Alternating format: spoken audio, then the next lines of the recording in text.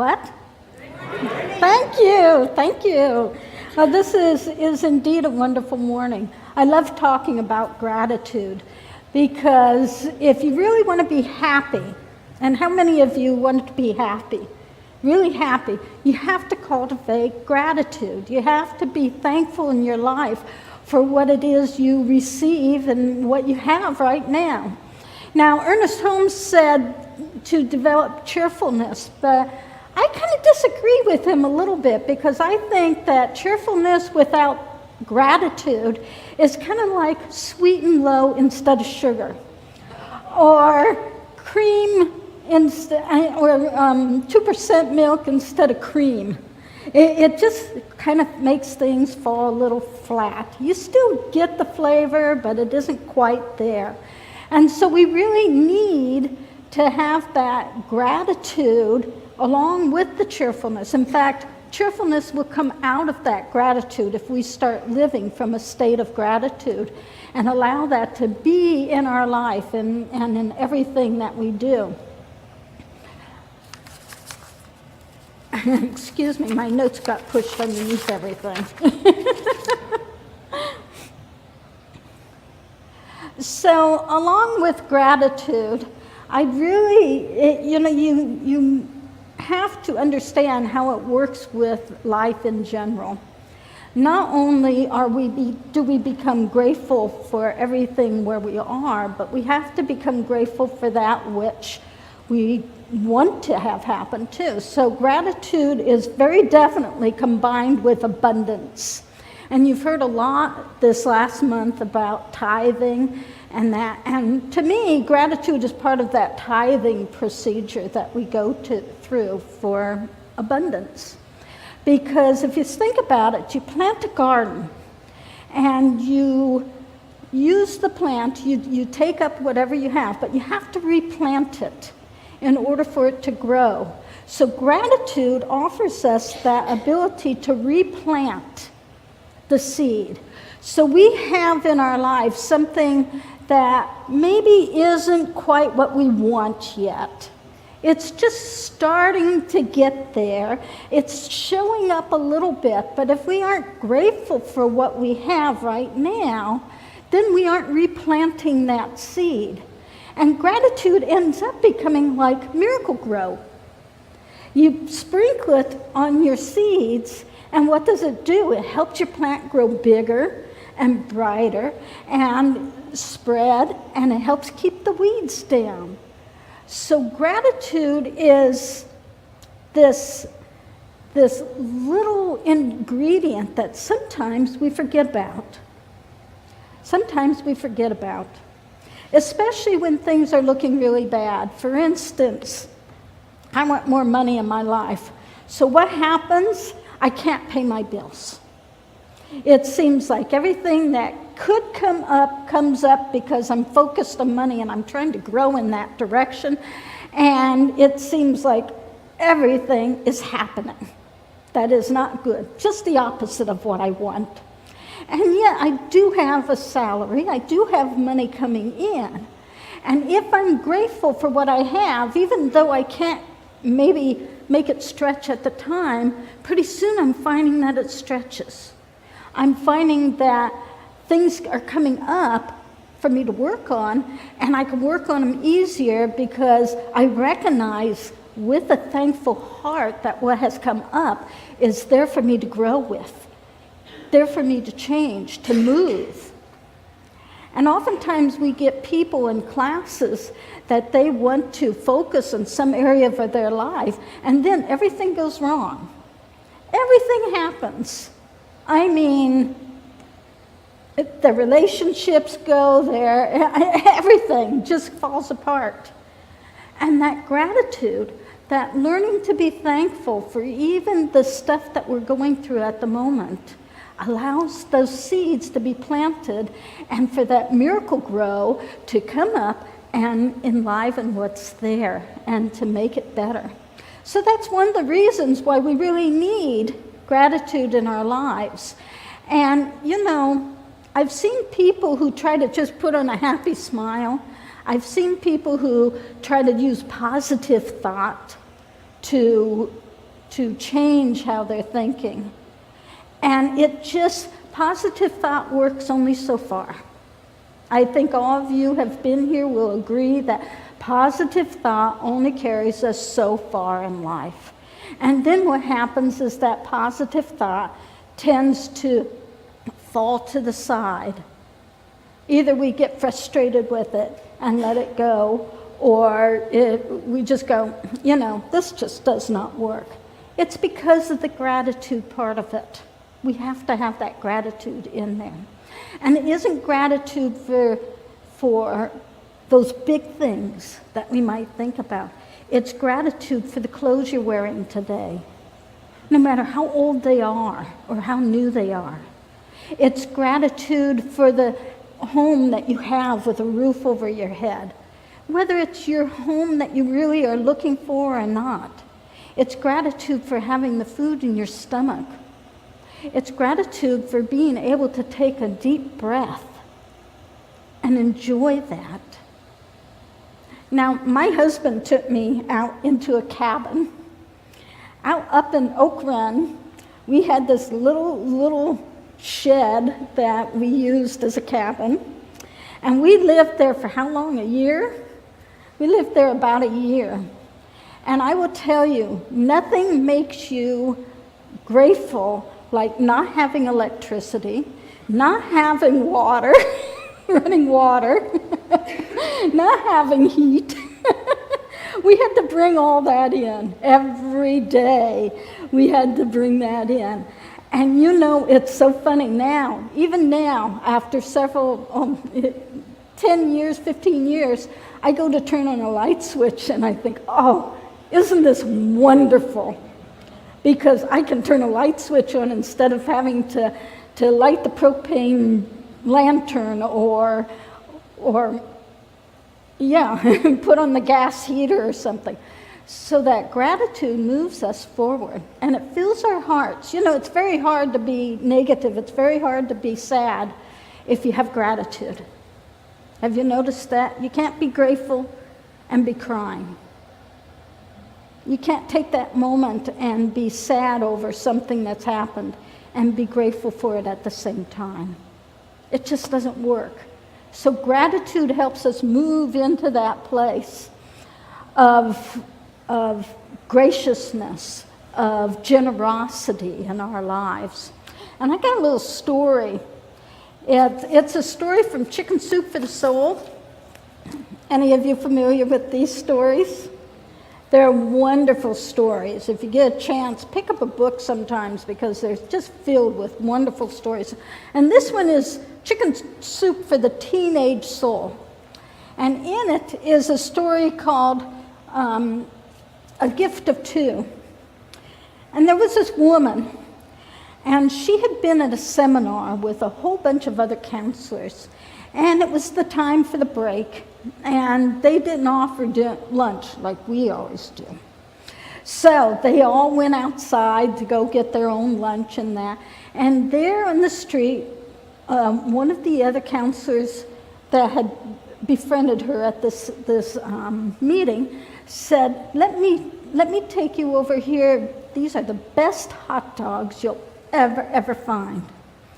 And he went and took her over to the hot dog stand.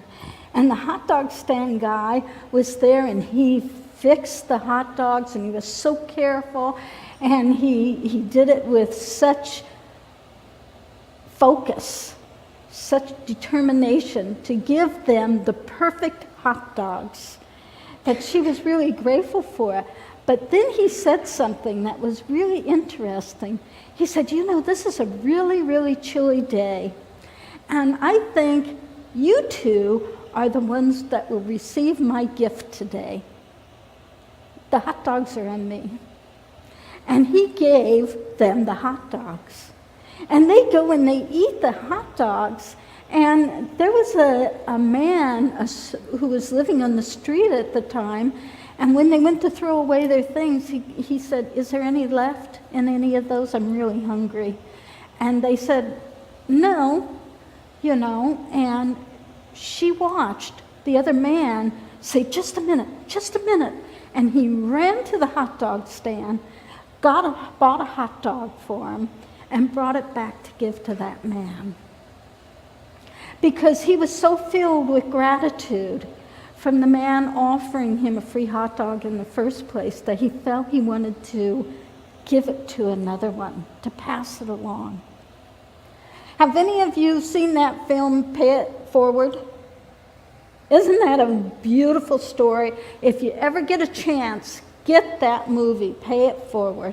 It is a wonderful movie about a little boy who is in school, and his teacher gives him an assignment.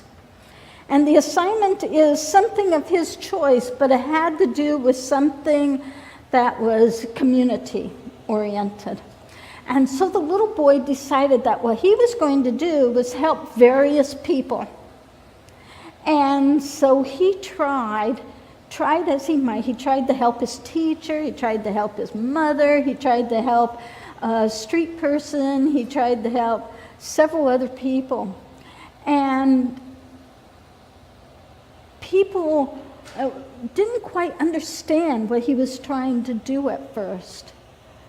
But then as he started explaining it, he says, I'm helping you because I want to pay it forward. I want to give, and I know that at some time I'll receive it back. And it caught on. This is off of a true story. It caught on.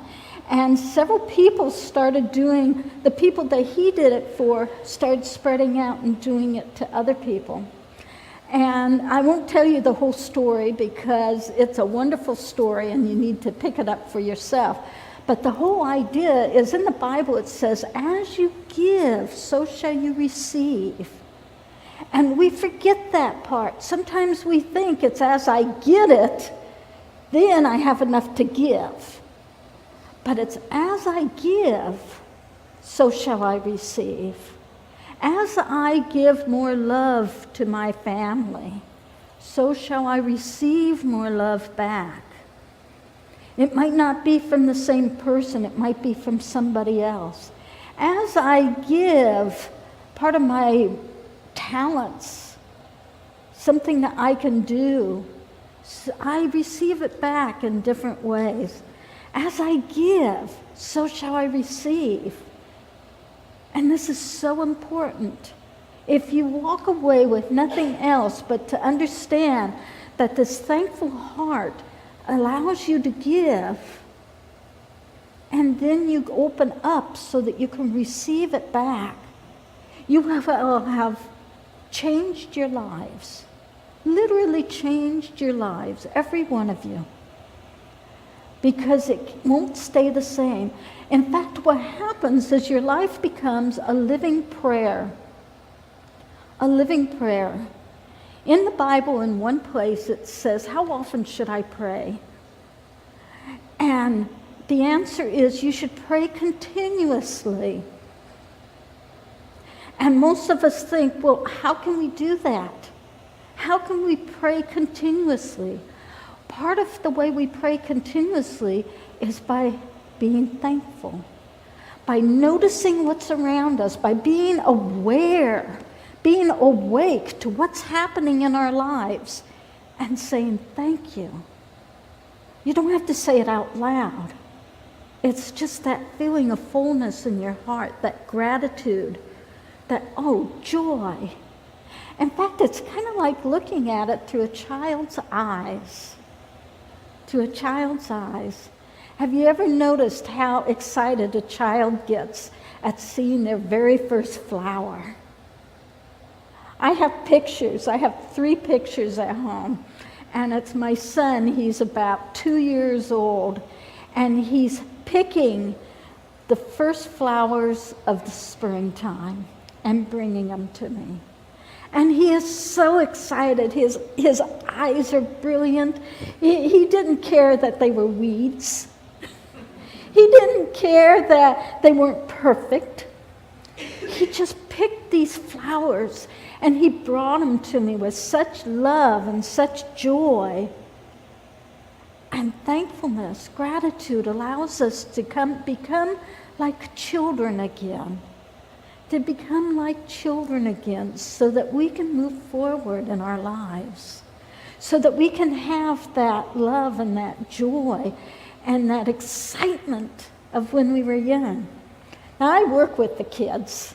You'll see me, I'm with the babies all the way up to the teenagers, which is why I'm not here very often in the sanctuary, because I'm working with the children, because they have such a unique way of seeing things. They are so full of excitement.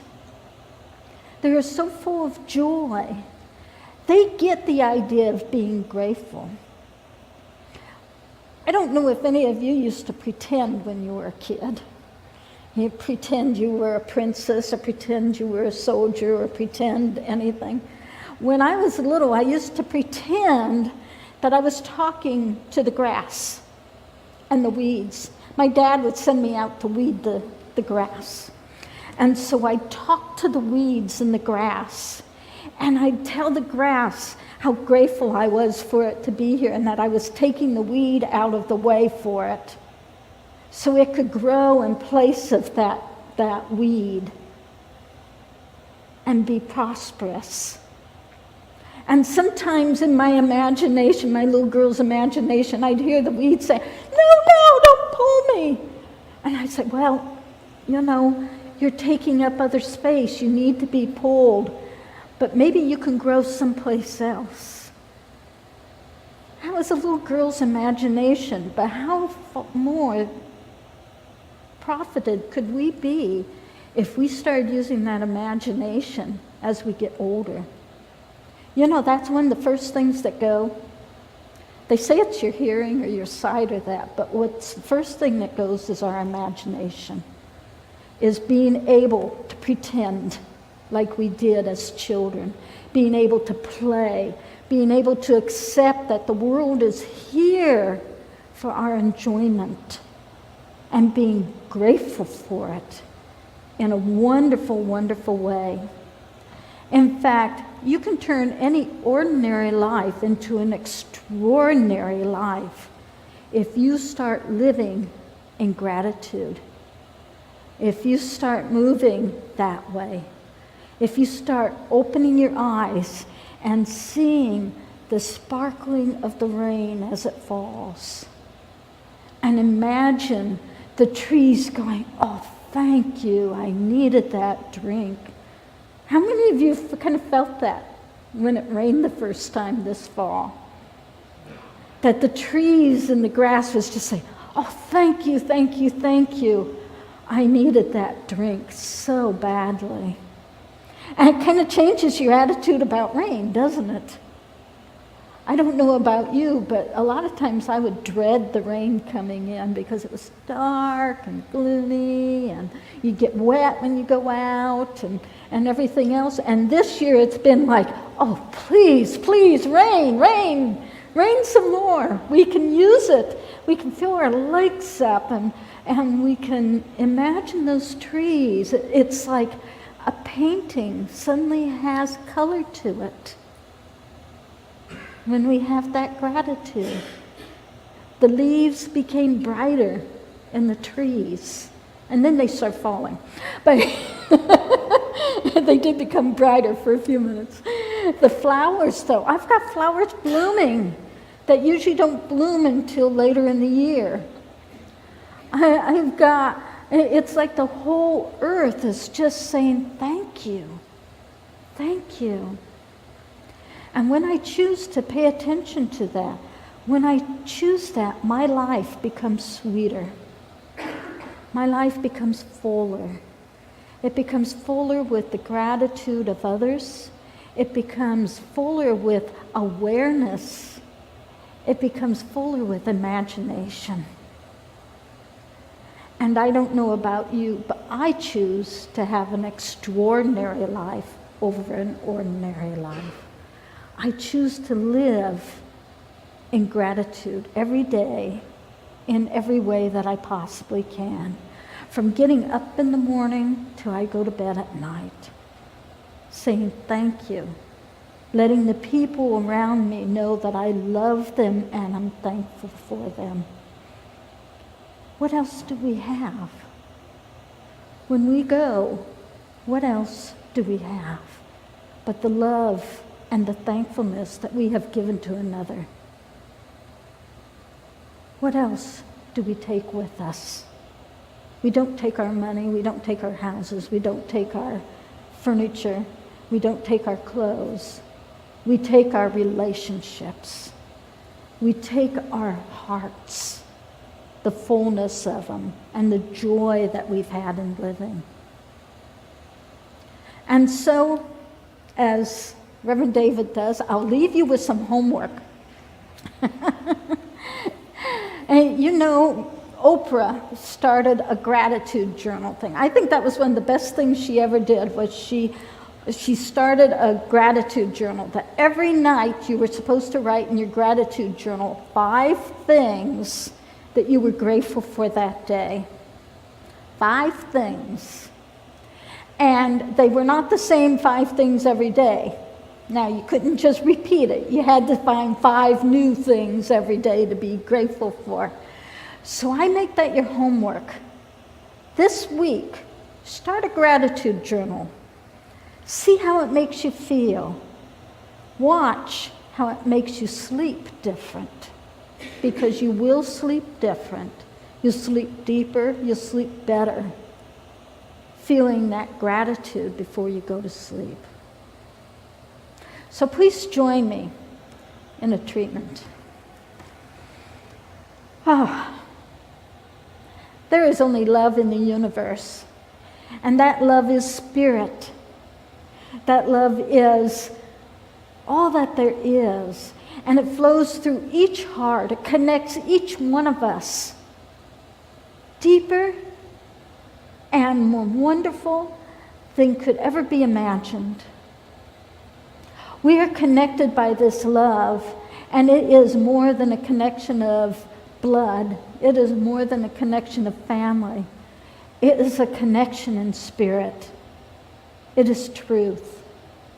That we have been created out of love to give love and to receive love. And a part of that, a natural outflowing of that, is gratitude, is being grateful. Because love is that feeling of wholeness that we feel when we give thanks.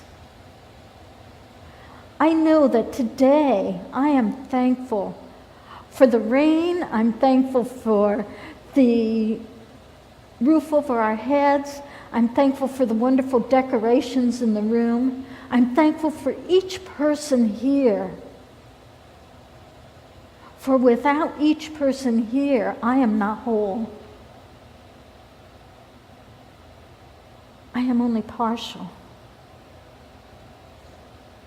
And with each person, I grow in my wholeness. I grow in my joy. I grow in my gratefulness. And so I am grateful for each person, no matter where they are, no matter where they come from, no matter what has happened. I am grateful. I am grateful.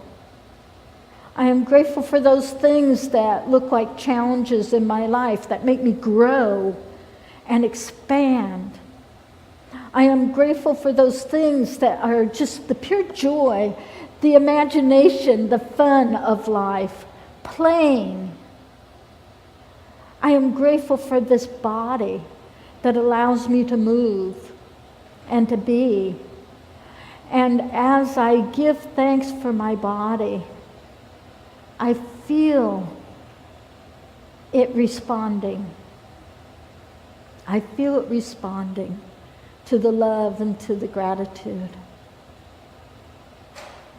And all is well.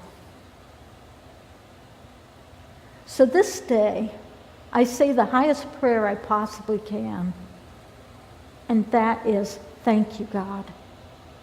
Thank you for all that is, all that will be, and all that has ever been. And together we say, and so it is. to love.